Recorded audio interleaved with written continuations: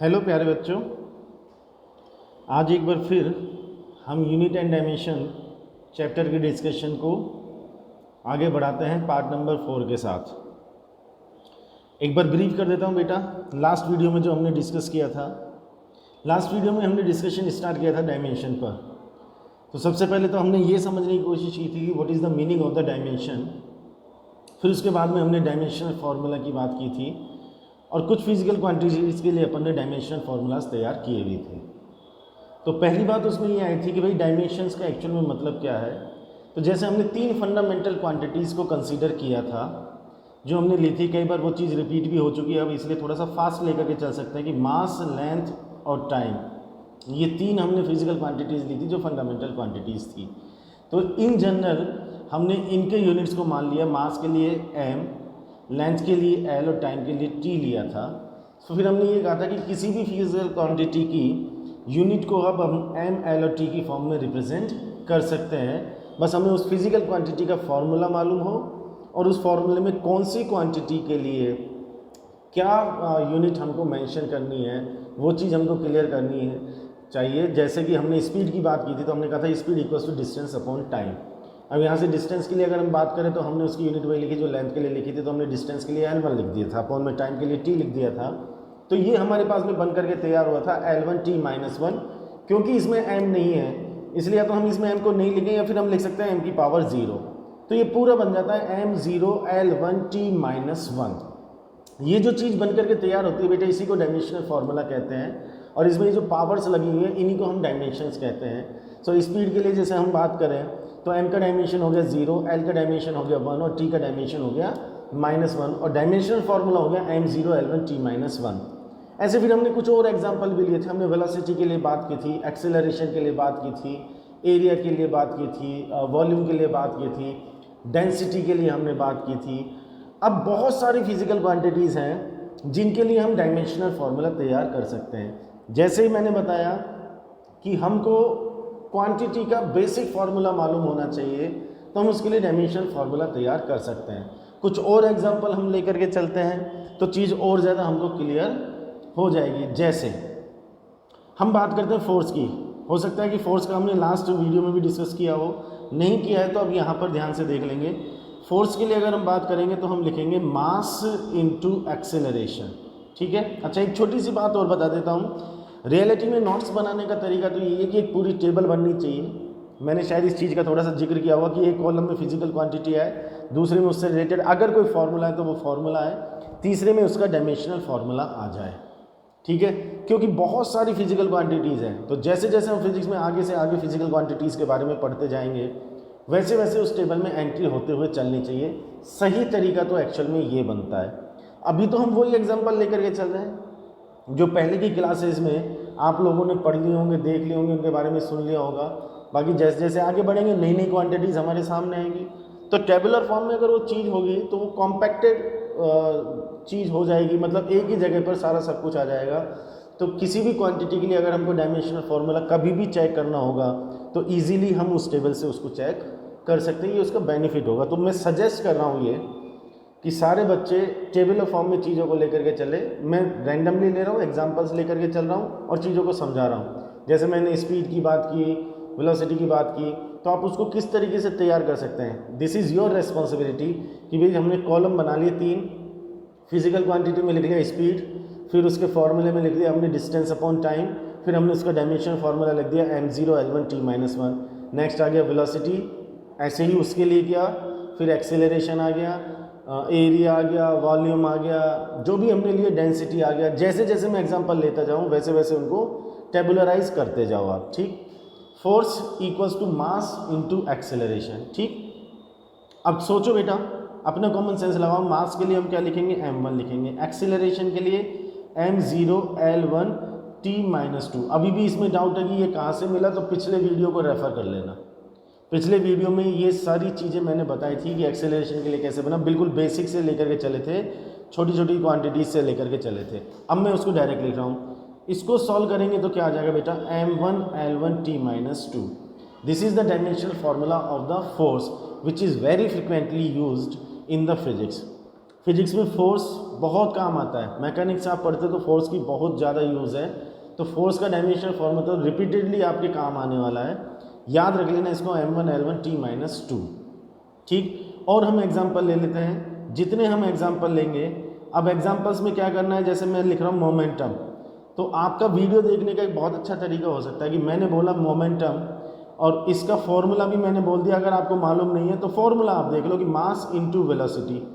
अब इतना सुनने के बाद में आप स्क्रीन को पॉज कर दो, अब पॉज करने के बाद में आप मोमेंटम का डायमेंशनल फॉर्मूला खुद तैयार करो।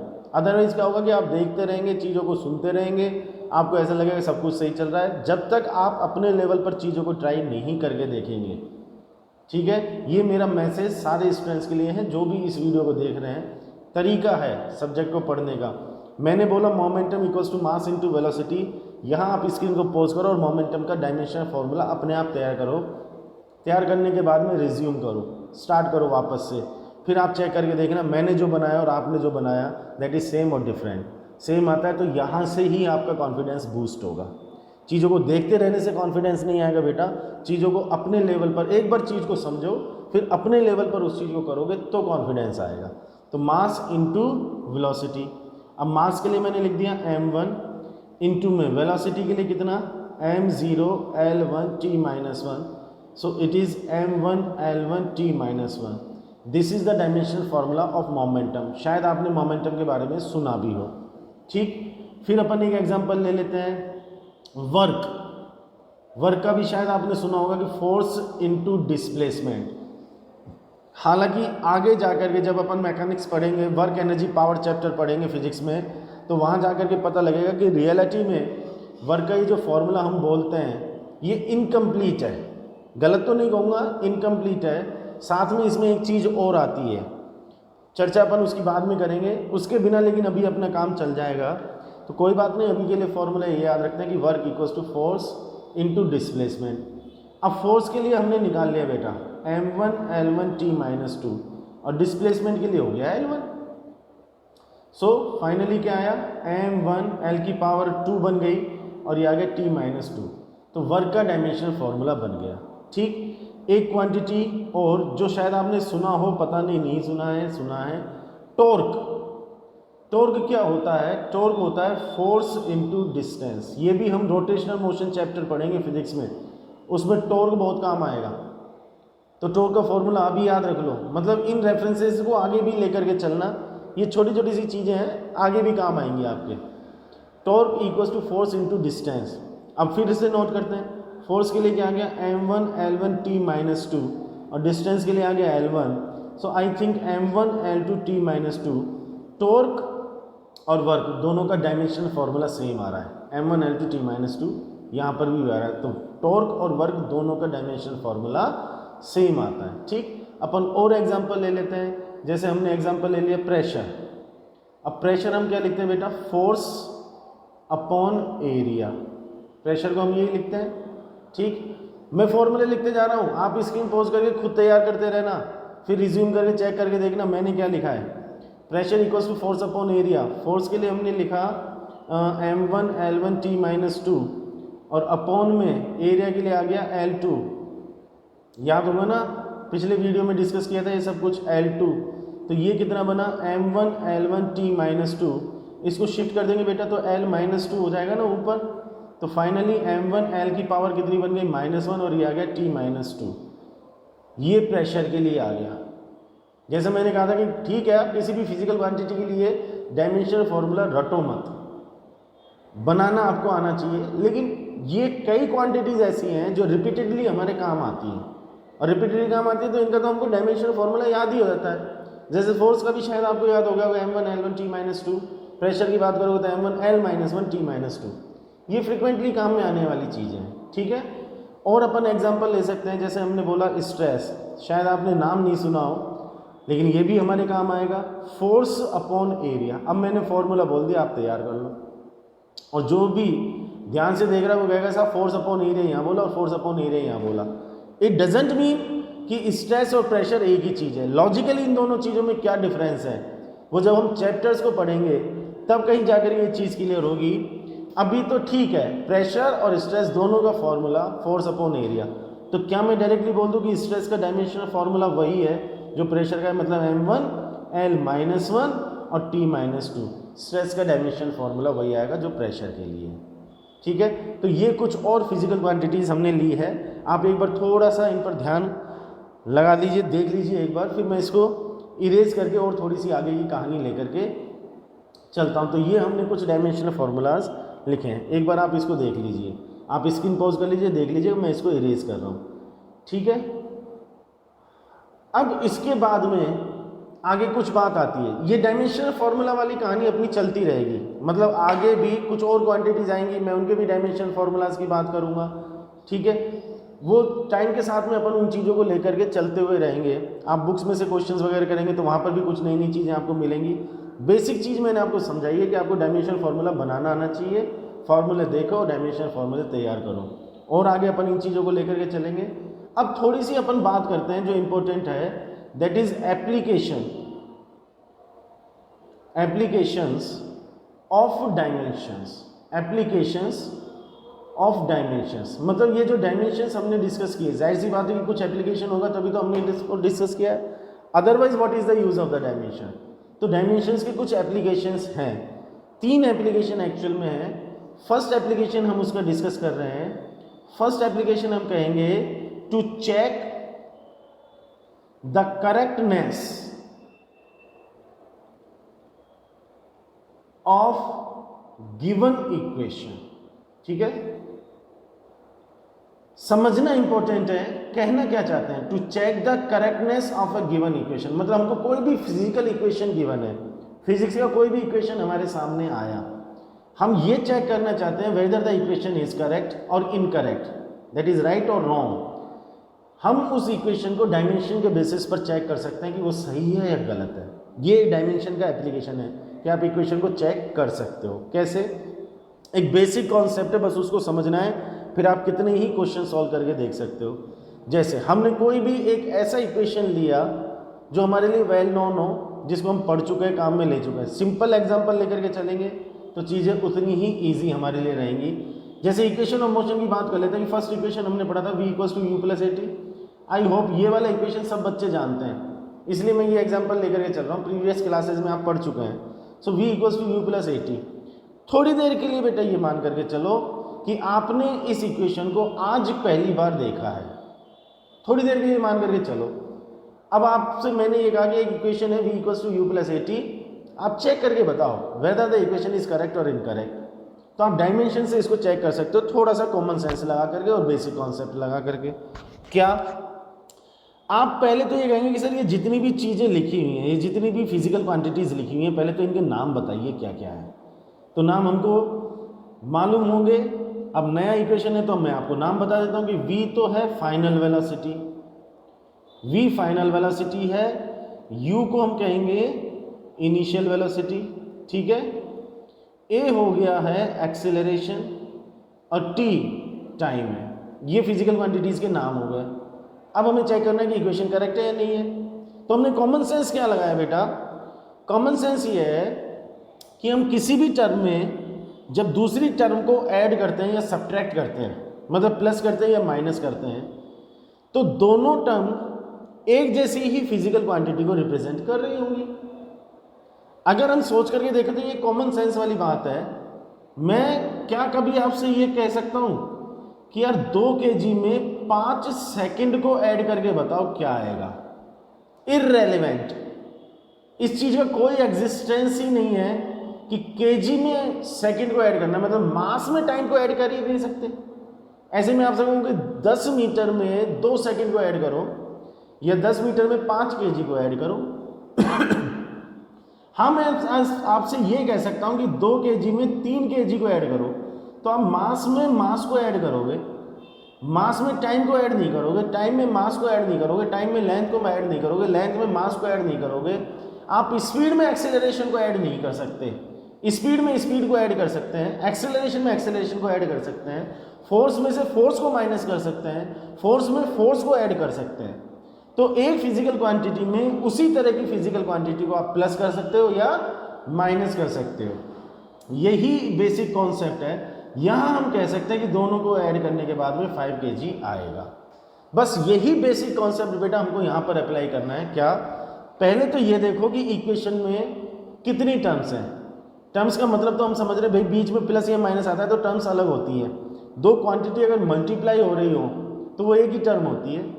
एक क्वांटिटी किसी क्वांटिटी से डिवाइड हो रही हो तो वो भी एक टर्म होती है।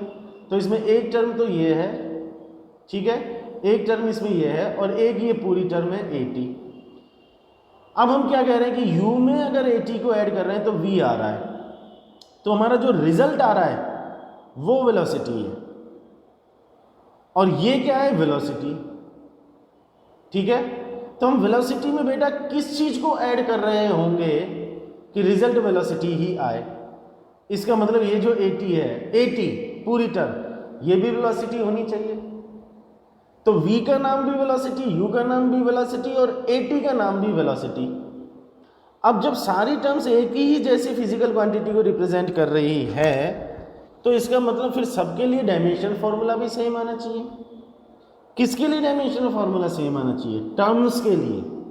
तो इक्वेशन में अब हमारा बेसिक कॉन्सेप्ट क्या बना कि इक्वेशन में जितनी भी टर्म्स हो, सारी टर्म्स के लिए dimensional formula must be same.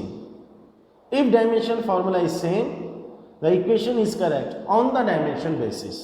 ठीक है, तो हमने चेक किया, लेफ्ट हैंड साइड को हम चेक करते हैं। लेफ्ट हैंड साइड को अगर हमने चेक किया तो हम v के लिए क्या लिखेंगे? फाइनल वेलोसिटी है। वेलोसिटी के लिए बेटा क्या लिखा जाएगा? m0l1 t-1, no doubt. अच्छा, फिर अपन गए राइट हैंड साइड पर। राइट हैंड साइड में फर्स्ट टर्म की अगर हम बात करेंगे तो वो इनिशियल वेलोसिटी है, मतलब ये भी वेलोसिटी है, तो हम क्या लिखेंगे? m0l1 t-1।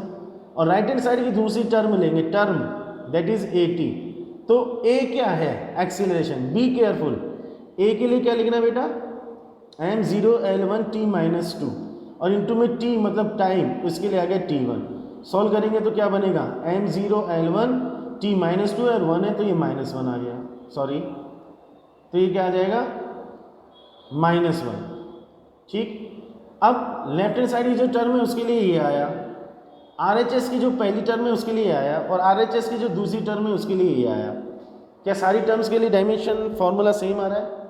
सेम आ रहा है। इसका मतलब डायमेंशन बेसिस पर ये इक्वेशन करेक्ट है। तो in this way we can check the correctness of the given equation. ऐसे हम किसी भी इक्वेशन की करेक्टनेस को चेक कर सकते हैं। अभी इसमें एग्जांपल और लेकर के चलूँगा, मैं एक दो एग्जांपल और लेकर के चलूँगा, फिर इसमें धीरे धीरे लेवल को बढ़ाते हुए कुछ अच्छे अच्छे से क्वेश्चंस मैं आपको सॉल्व कराऊंगा। हमने एक एग्जांपल और ले लिया, मान लो थर्ड इक्वेशन ही ले लिया हमने। हम वो एग्जांपल लेना जो हमने पहले सुने हुए हैं, देखे हुए हैं, v² = u² + 2as। हमसे कहा साहब इसको डायमेंशनली चेक करके बताओ सही है गलत है। तो ये फाइनल वेलोसिटी का स्क्वायर, इनिशियल वेलोसिटी का स्क्वायर, तो इसका मतलब ये भी क्या होना चाहिए? ये भी वेलोसिटी का स्क्वायर होना चाहिए। चलो हमने चेक किया। अब हमने तो हमारा कॉन्सेप्ट क्या बना लिया कि सारी टर्म्स की डायमेंशन सेम आनी चाहिए। LHS में हमने v² को लिखा, तो v² में v के लिए क्या लिखेंगे? m0l1 t-1 और इसका स्क्वायर, इसका क्या बनाया? स्क्वायर। तो क्या आया? m0l2 t-2। फिर हम RHS पर चलते हैं। RHS में बात करें तो u², अब u के लिए भी क्या लिखेंगे? m0l1 t-1 और इसका स्क्वायर मिलेगा m0l2 t-2। कोई प्रॉब्लम नहीं है। 2as पर थोड़ा सा केयरफुल होकर के चलना। 2a कांस्टेंट है बेटा, डायमेंशन लेस। ये तो कांस्टेंट है तो इसका तो कुछ डायमेंशन आएगा नहीं। a acceleration, m0l1 t-2। s है डिस्प्लेसमेंट, डिस्प्लेसमेंट के लिए लिखा l1, तो क्या मिला बच्चों? m0l2 t-2। तीनों टर्म के लिए डायमेंशन सेम आ रहा है, बोलो है या नहीं है? तो इसका मतलब डायमेंशन बेसिस पर ये इक्वेशन हमारा सही है। Are you getting my point? तो रिपीट कर देता हूँ इस चीज़ को कि कुछ तो पहले मैंने एग्जांपल लिए कि भाई डायमेंशन फार्मूला कैसे बनाना है, पिछले वीडियो में कुछ बताया था और आज भी मैंने कुछ लिए। बस फार्मूला हमको याद हो और बेसिक डायमेंशनल फार्मूलाज याद हो, उनको हम अप्लाई करेंगे तो किसी भी क्वांटिटी का डायमेंशनल फार्मूला बना सकते हैं। फिर अभी हमने बात की एप्लीकेशन ऑफ डायमेंशन की, तो इसमें हम किसी भी इक्वेशन को चेक कर सकते हैं कि डायमेंशन के बेसिस पर वो करेक्ट है या नहीं। इसके अभी अपन ने 2 एग्जाम्पल ये लिए हैं।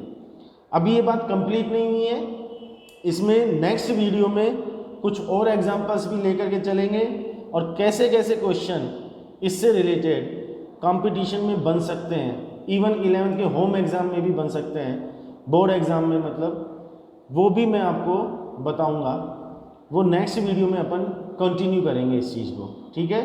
तो बाकी की कहानी अपनी नेक्स्ट वीडियो में देखते रहिए और वीडियोस को चेक करते रहिए। क्वेरीज हैं पोस्ट कर दीजिए।